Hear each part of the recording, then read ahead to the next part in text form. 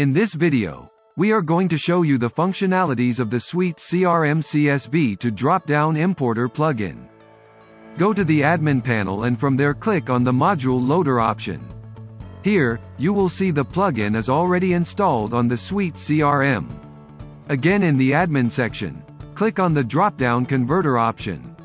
Here, you can see all the instructions that need to be followed meticulously. You can click on the Choose File option for uploading the CSV or XLS files. Make sure to see the standard file format. For that, click on the Download XLS sample file button and open the downloaded file.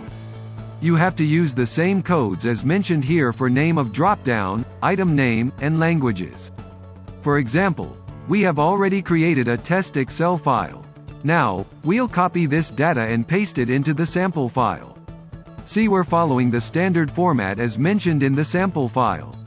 Now go to the admin section again and select the drop-down editor option. Right now there are no records with the same drop-down name. Now, we'll upload the modified sample file and then click on the Submit button below. The drop-down file is now successfully uploaded in 2 different languages. After that, go to the document editor and refresh the page. At the top, you'll see the newly imported drop-down from Excel file. If you click on any one option, then you'll be able to see their details as well. For example, contact drop-down has the same values as it had on the Excel file. Now, open the Contacts module and go to the Edit view of the record. Right now there is no drop-down field here. From the Admin section, select the Studio option. Here, click on the Contacts module and then the Fields option. Next, click on the Add Fields button at the top. In the data type, select the drop-down option. Then enter an appropriate name, display label and system label. Then we'll choose the drop-down that we recently added via plugin. After that, click on the Save button at the top.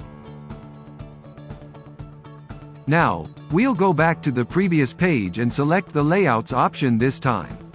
In the next page, click on the Edit View option. After that, from the toolbox at the left, drag the drop-down and drop it into the layout. Then, click on the Save and Deploy button. Go to the Contacts module and refresh the page.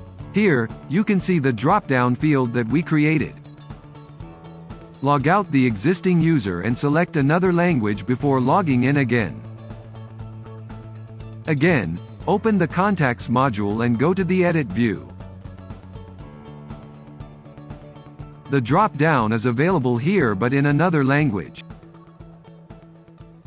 Thanks for watching.